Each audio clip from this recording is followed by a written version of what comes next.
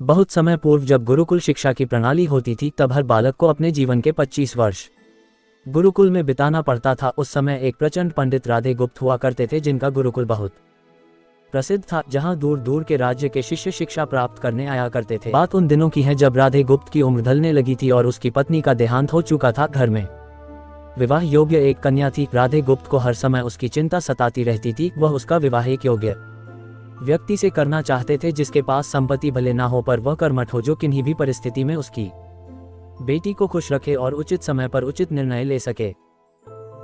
एक दिन उनके मस्तिष्क में एक ख्याल आया और उन्होंने इस परेशानी का हल सोचा कि क्यों ना वो अपने खुद के शिष्यों में से ही योग्य वर की तलाश करे। उनसे बेहतर उनकी बेटी के लिए और क्या हो सकता है। इस कार्य के लिए उन्होंने बुद्धिमान की परीक्षा लेने का निर्णय लिया और सभी शिष्यों को एकत्र किया।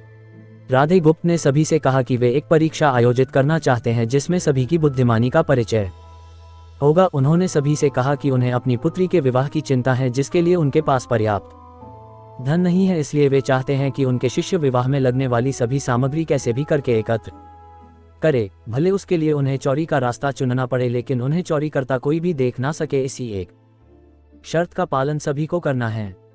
अगले दिन से सभी शिष्य कार्य में जुट गए। रोजाना कोई न कोई तरह तरह की वस्तुएं चुरा कर लाता और राधा गुप्त को दे देता। राधा गुप्त उन्हें एक विशेष स्थान पर रख देते क्योंकि परीक्षा के बाद ये सभी वस्तुएं उनके मालिक को वापस करना जरूरी था, क्योंकि वे अपने शिष्यों को सही ज्ञान देना चाहते थे।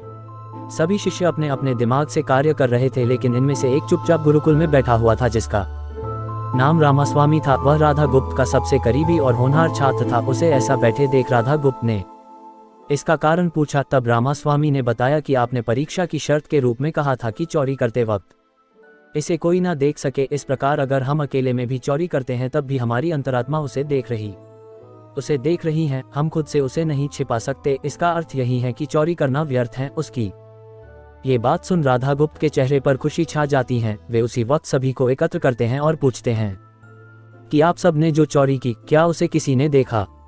सभी कहते हैं नहीं। तब राधा गुप्त कहते हैं कि क्या आप अपने अंतर्मन से भी इस चोरी को छिपा सके? सभी को बात समझ आ जाती है और सबका सिर नीचे झुक जाता है, सिवाय रामास्वामी के। राधा गुप्त रामास्वामी को बुद्धिमानी की परीक्षा में अव्वल पाते हैं और सभी के सामने कहते हैं कि यह परीक्षा मेरी पुत्री के लिए उचित वर तलाशने के लिए रखी गई थी। इस प्रकार मैं रामास्वामी का विवाह अपनी पुत्री के साथ तय करता हूँ। सभी खुशी से झूम उठते हैं। साथ ही चुराई हुई हर एक वस्तु को उसके मालिक को सौंप विनम्रता से सभी से क्षमा मांगते हैं। बुद्धिमानी की परीक्षा से यही शिक्षा मिलती है कि कोई भी कार्य अंतर्मन से छिपा नहीं रहता और अंतर्मन ही मनुष्य को सही राह दिखाता है। इसलिए मनुष्य को किसी भी कार्य के सही गलत के लिए अपने मन को टटोलना सबसे जरूरी है।